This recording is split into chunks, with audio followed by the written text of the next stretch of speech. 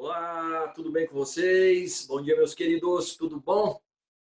Desejo que sim, desejo que tenham iniciado uma ótima semana e hoje, quarta-feira, faremos mais uma aula de história. Sim, hoje será o módulo 20. Hoje trataremos da crise do primeiro reinado. Tudo bem? Sou o Fabiano, professor de história, e vamos nessa. Compartilho com vocês a minha tela a partir de agora. Bom, maravilha, tá aqui, ó, as considerações da aula, módulo 20, segunda série, ensino médio, com vocês, né? Eu sei disso. Tá bom. Crise do primeiro reinado é o título da aula de hoje. Pô, Fabiano, você nem começou a falar do primeiro reinado, já vai falar da crise? Pois é. Na aula anterior, nós falamos da estruturação do primeiro reinado, a formação do Estado Nacional Brasileiro, seria a configuração política do primeiro reinado. Pois é, falamos que houve uma quadripartição dos poderes, lembra? E isso fazia com que o poder ficasse concentrado na figura do imperador, porque além dos três poderes tradicionais, havia um quarto poder chamado poder moderador. Lembra disso? Isso fazia com que o modelo fosse um modelo peculiar, no qual a monarquia, sim, tinha uma constituição outorgada em 1824, mas tal constituição não limitava os poderes do imperador. Pelo contrário, essa constituição era o que possibilitava o exercício de um poder autoritário. Quando essa Constituição ficou pronta, lembrando que a mesma fora escrita por um Conselho de Estado, ou seja, de apaniguados do imperador, homens aliados a ele, claro.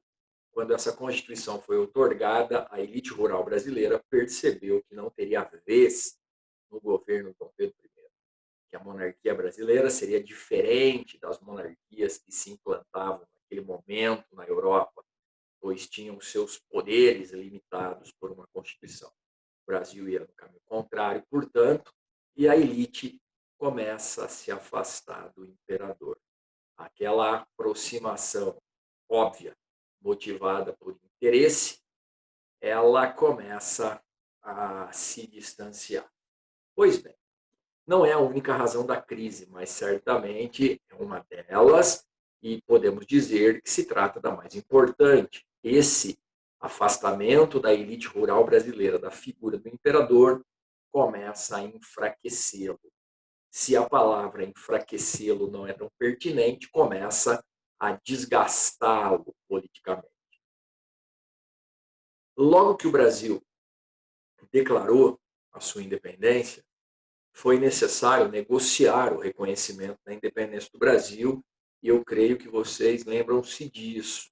Portugal, para reconhecer a independência do Brasil, exigiu o pagamento de uma indenização. Pois é, e para indenizar Portugal, o Brasil emprestou da Inglaterra. Então a nossa história começa independente e endividada ao mesmo tempo.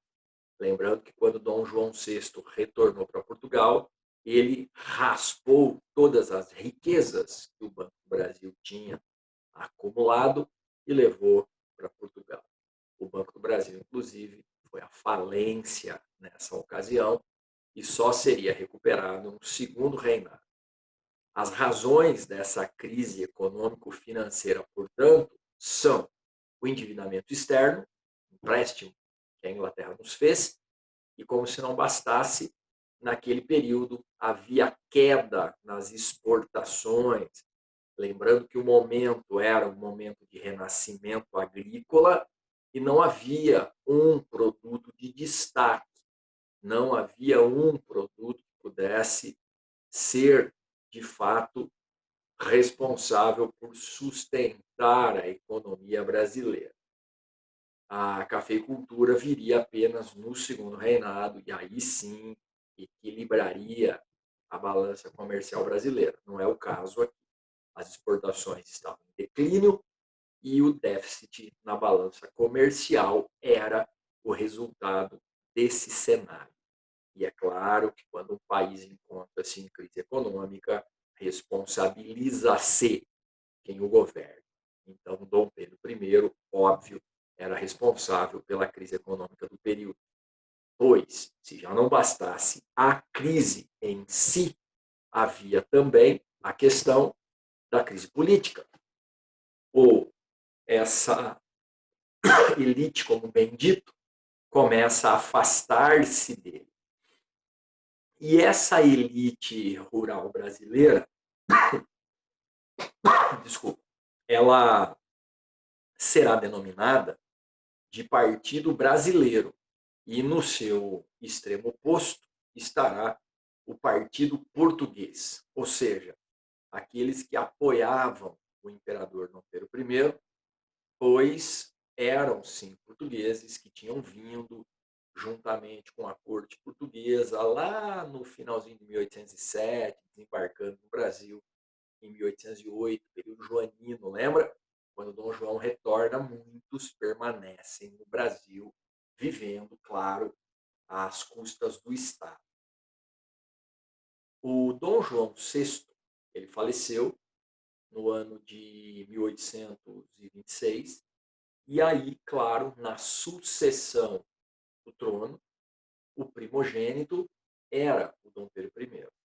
Então, Dom Pedro I disputará a sucessão do trono com o seu irmão, Dom Miguel. Grosso modo, não havia necessidade de disputa, pois o Dom Pedro I tinha o direito sucessório por ser o primogênito, por ser o filho homem mais velho. Entretanto, os portugueses não o queriam como rei de Portugal. Temiam que, se tornando rei de Portugal, Dom Pedro I permanecesse no Brasil e Portugal voltasse àquela condição secundária em relação ao Brasil.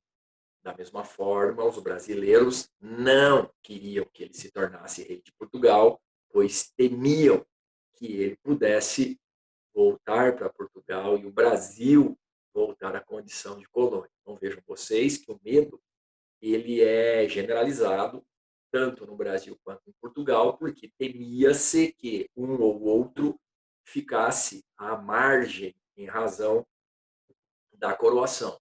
A coroação poderia projetar o protagonismo português em detrimento do Brasil ou o protagonismo brasileiro em detrimento de Portugal. Não dá para saber de fato o que aconteceria porque ele não foi coroado.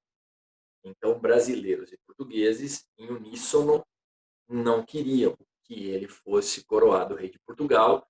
Mesmo assim, ele compra a briga com o irmão, ele tem os seus apoiadores, ele tem aqueles que o defenderam em Portugal numa guerra contra os miguelitas, que eram os que defendiam a coroação do seu irmão Dom Miguel, e no fim das contas, o Dom Miguel é coroado. Então, a vitória nessa disputa sucessória é do Dom Miguel. Acontece que o Brasil já estava em crise econômico-financeira, já vivia uma crise política, e claro que o envolvimento e a derrota do Dom Pedro nessa disputa sucessória agravará a situação, tanto econômica quanto política. Logo na sequência, uma crise militar que também agravará a crise econômica. A província cisplatina, que havia sido anexada durante o período joanino, se declara separada do Brasil. O Uruguai declara sua independência, apoiado pela Argentina. E é claro que o Brasil tentou manter o território anexado, porém, não conseguiu. O Uruguai se torna independente em 1828 e isso agrava a crise, pois imaginem vocês, o Brasil, um país, um território de dimensão continental, foi derrotado militarmente pelo pequenino Uruguai. Certamente, na época, algumas vozes disseram: poxa, se perdemos do Uruguai, nós vamos ganhar de quem?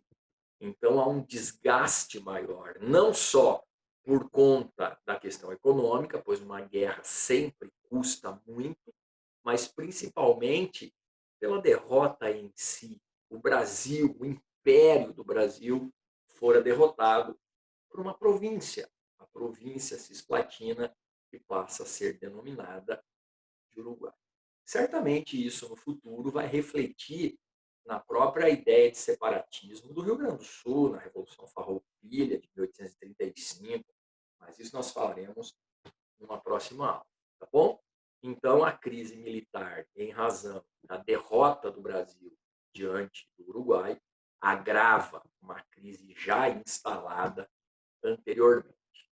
E aí, claro, a sociedade se virá dividida entre os apoiadores e os opositores do Dom Pedro I, que passam a ser chamados, respectivamente, de Partido Português e Partido Brasileiro. Queridos, partido, mera formalidade. Tá? Partido aí é mera ilustração dos grupos. Não era partido tal qual conhecemos hoje, partido no sentido político. Eram agrupamentos de brasileiros ou de portugueses que ou apoiavam ou se opunham ao imperador Dom Pedro I. Óbvio que os portugueses o apoiavam e os brasileiros opunham-se ao seu governo.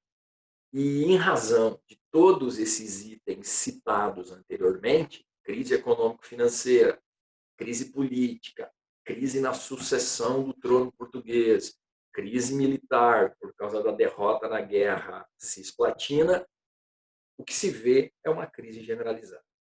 Os brasileiros e os portugueses foram as vias de fato em 15 de março de 1831, um conflito de rua, sim. Sabe aquele conflito de rua entre quem apoia e quem é contra? Sabe? Pois é, nós estamos falando aqui do primeiro reinado, beleza? Então, os brasileiros eram contra, os portugueses apoiavam e eles foram às ruas para brigar. O episódio é chamado historicamente de Noite das Garrafadas, porque literalmente cada um usou aquilo que tinha às mãos naquele momento e garrafas certamente foram utilizadas como armas nesse confronto. O imperador sequer estava no Rio de Janeiro quando o confronto começou, mas chegando na cidade, ele até teve um rompante de alegria, pois ouviu os portugueses gritarem: "Viva o imperador Dom Pedro I!" Mas na sequência os brasileiros gritaram: "Enquanto ele estiver vivo!" E aí ele percebeu que a situação, de fato, tinha se agravado. O que ele faz? Tenta uma conciliação. Veja que o mês de março será um mês decisivo para o primeiro reinado, pois a crise decorrente dos anos anteriores, lembrando que tudo começa com a Declaração de Independência de 1822, com a aproximação da elite rural, e gradativamente começa a se afastar, ok? Mas 1831, especificamente o mês de março, é decisivo. Primeiro, esse conflito de rua, essa briga entre brasileiros e portugueses que se opunham ou apoiavam, respectivamente, o imperador.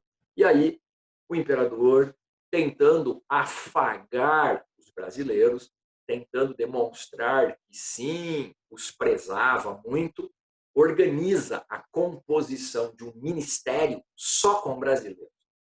É a denominação de Ministério Brasileiro. Só brasileiros foram escolhidos para ocuparem funções ministeriais. Acontece que isso não aplacou a oposição. O imperador, então, esperou mais alguns dias para ver se os brasileiros se acomodariam, o que não aconteceu. E ele, então, age de maneira radical, demite todos os ministros brasileiros e nomeia apenas ministros aliados, portugueses, óbvio. O ministério será chamado Ministério dos Marqueses, pois eram nobres próximos do imperador os que ocuparam os ministérios. O evento, essa nomeação de um novo ministério, acontece no dia 5 de abril. E os brasileiros se opõem veementemente a isso, certo? Os brasileiros tomam as ruas, em especial o paço imperial, o espaço diante do palácio, pressionando o imperador, de tal modo que 2 dias depois, sim, senhores, 2 dias depois apenas dessa ação do imperador, ele vem a público e diz: usando do direito que a Constituição me concede, declaro que hei, muito voluntariamente, abdicado na pessoa do meu muito amado e prezado filho, o senhor Dom Pedro de Alcântara. Fabiano, não entendi nada. O que foi isso que ele disse? Tá bom, vou traduzir. Ele disse assim: como a Constituição me assegura, eu abdico da função de imperador em nome do meu amado filho. Bom, e o que ele queria dizer com isso, Fabiano? Ele queria dizer que ele ia embora para Portugal, mas que os brasileiros deveriam respeitar a Constituição, aguardando a maioridade do seu filho, que permaneceria no Brasil pelo tempo que fosse necessário à coroação. Tudo bem? Os brasileiros, e aí tem algo de inusitado, porque se havia uma forte oposição ao imperador, não havia uma igual oposição ao modelo monárquico, pois senão o movimento mais abrangente teria acontecido e a monarquia teria sido substituída por outro modelo. Mas eu disse 3 vezes: teria, teria, teria. E isso significa tentar prever o futuro do pretérito. Algo impossível. Tudo bem? Por quê? O que aconteceu foi exatamente isso. O imperador abdicou e os brasileiros aceitaram esperar que o filho dele crescesse para ser coroado.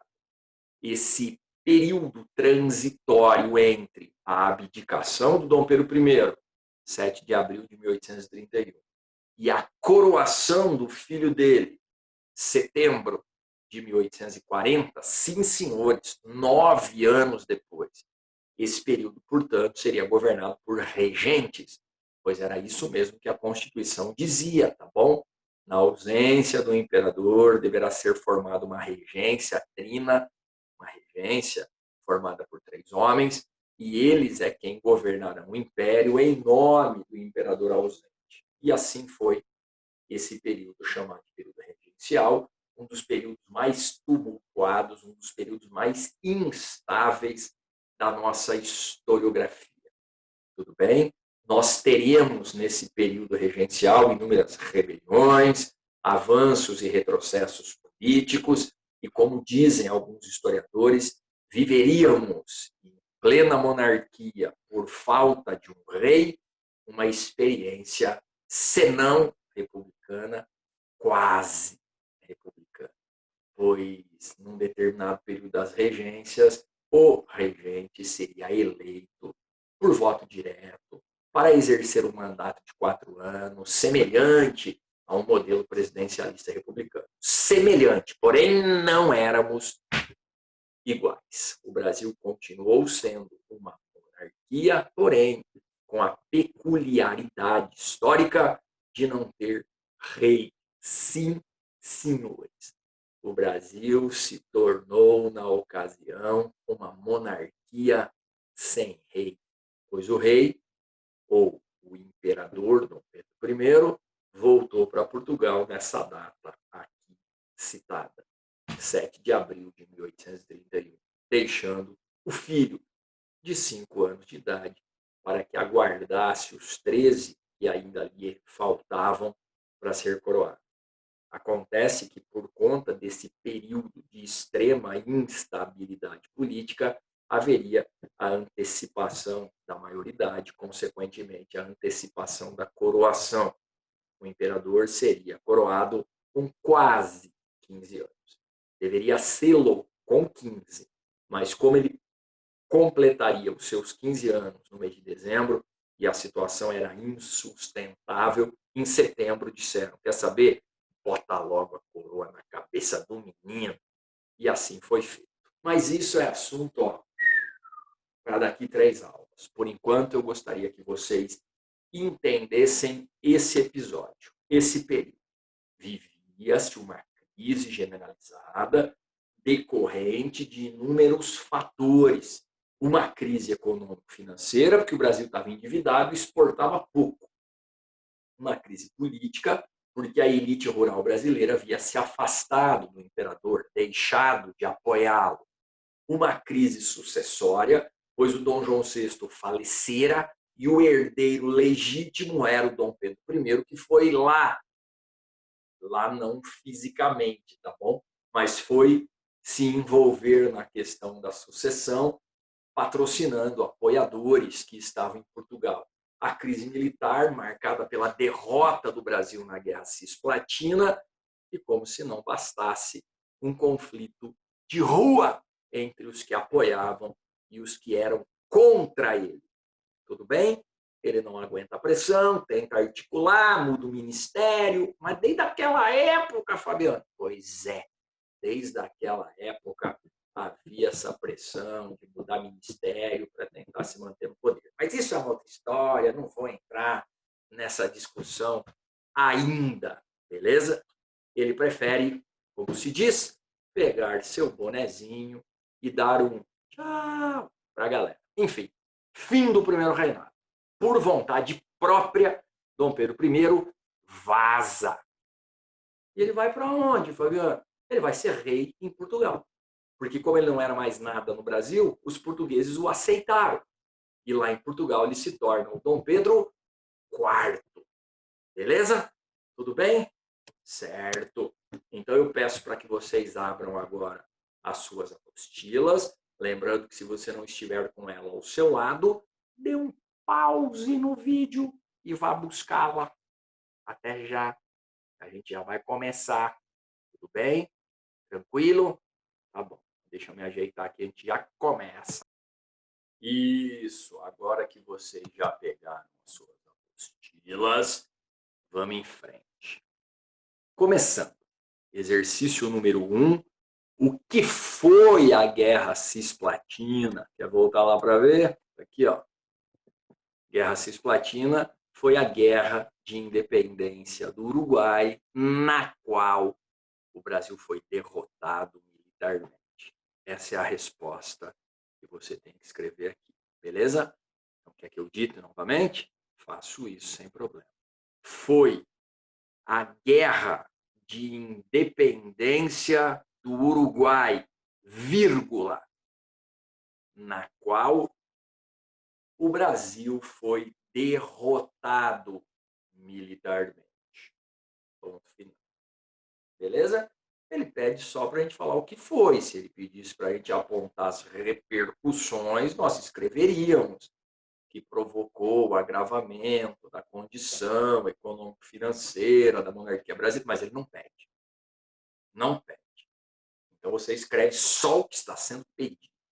Foi a Guerra de Independência do Uruguai, vírgula, na qual o Brasil foi derrotado militarmente. Ponto final. 2, está lá também, né, velho? Ó, que foi a noite das garrafadas. Está aqui, ó, último item da aula. Aula tranquilaça, né?